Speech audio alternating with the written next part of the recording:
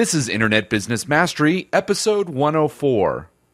In a world where bosses control your life and thoughts of escape fill your mind, where inspiration seems dead and cynicism rules the masses, you have a desire to break free.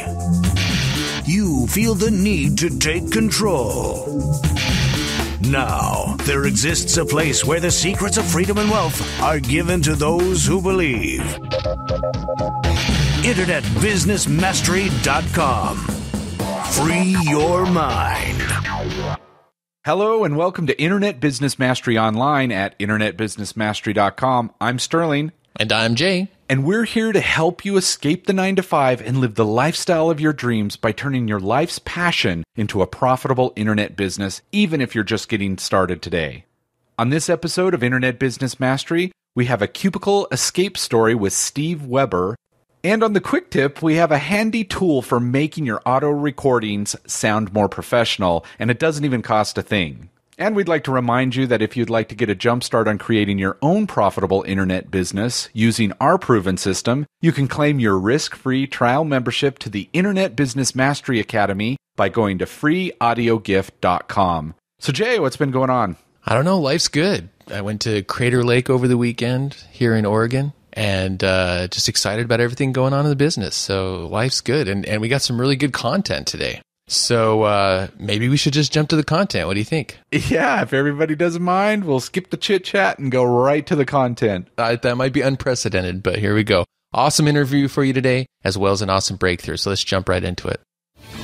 And now, the features segment. So on the line with us, we've got Steve Weber, who worked in the Oklahoma public schools from 1992 to 2006. And has an interesting story. In fact, I ran into him recently at the Glazer Kennedy social media event that I was speaking at, and he came up to me and said, "Hey, I've been listening to your show the last few years." And so we chatted for a little bit, and he shared a bit of his story with me, which I thought was really cool. I said, "Well, hey, I think our listeners would love to hear your story. Would you come on the show?" And he agreed to do that, but I'll just give a preview of that here. Like I said, he started in the Oklahoma public school systems, and then in 2004, Steve and his wife Kay began an eBay business at home, and that has now since evolved into internet business with numerous websites. And while working their day jobs and building their online business, they were still building their online business to the point where they could finally leave their education jobs in 2007. So this is a true Cubicle Escape story, very exciting. And now they devote full time to their home internet business. Numerous friends and relatives, of course, started asking how they were able to quit their jobs. So Steve has also started consulting others on starting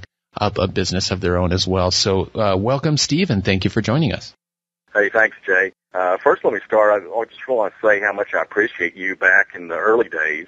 I would download your podcasts and put those on a CD and listen to them in my car on the way back and forth to work. Unfortunately, I had about an hour drive both ways at that time, so you helped a lot. You really got me on the right track after a while. But anyway, shall I just begin by telling you a little bit about how we got started?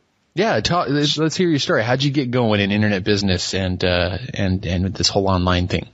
Yeah, well, I began dabbling in it in about the year 2000, and just like almost every other beginner out there, I made a huge mistake in believing in that one concept of build it and they will come. And, of course, we all know that's not true. But at the time, I thought, well, if I can just learn how to build a website, and that was a big hurdle right there, learning how to build a website. If I could just get a website up there and put some PayPal buy buttons on it, I'd be making some money. And, of course, you know that doesn't work like that. So I progressed from there with no money. Then I started falling for all the typical scams. Just, the 10,000 page views, the getting listed in thousands of search engines, and all those, the email blaster scams, and all those. Fell for all those from anywhere from $27 to $67 to $197, just like everybody else does. And still not a dime of income. I mean, it was just totally frustrating. All beginners can relate to that, but not a dime of income. But then in 2002, I thought I'd really figured it out. I discovered pay-per-click, and I thought, aha, this is what I've been missing. So I got into pay-per-click, and that was a complete disaster. I'm embarrassed to say we did not have this much money to spend on that. I guess I probably invested about $3,000 or $4,000 in that year in pay-per-click. It was back in the Overture days. But I did make some sales, and so it was kind of like gambling, I guess. You kind of got hooked on it because you saw a few sales coming in, but then you had to spend more money, and boy, I don't have a clue as to how much I lost, but most of the $3,000 or $4,000 that we invested in pay-per-click, or that I invested, my wife really wasn't on board at the time with internet marketing, but it was all a waste. And I was just at a loss, and I knew people out there were making money at it, and I just didn't understand what was missing.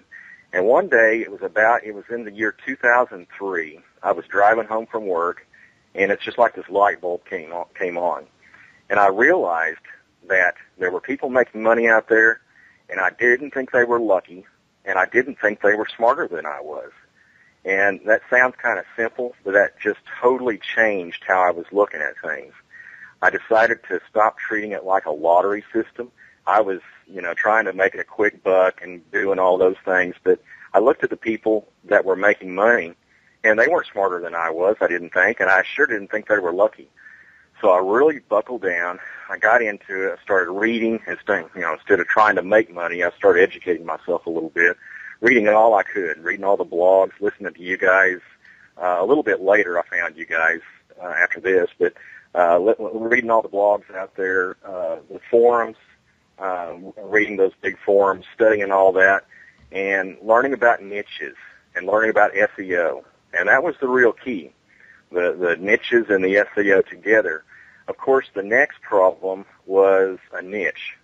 And every beginner goes through this too. It's, what kind of niche? Okay, so I need a niche. Everybody's telling me I need a niche.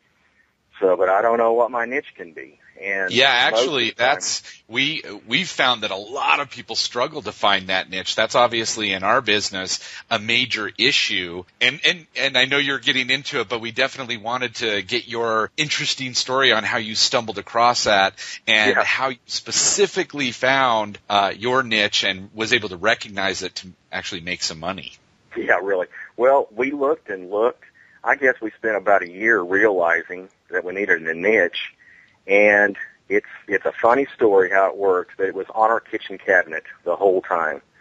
We had an old dog at the time that had arthritis, and we couldn't find anything that would really help him. There's no cure for arthritis, but we found a product online. We ordered it online, and it was a glucosamine product for arthritis. And it really helped him. And we were giving it to him for a year through that whole process. It was working great for him, and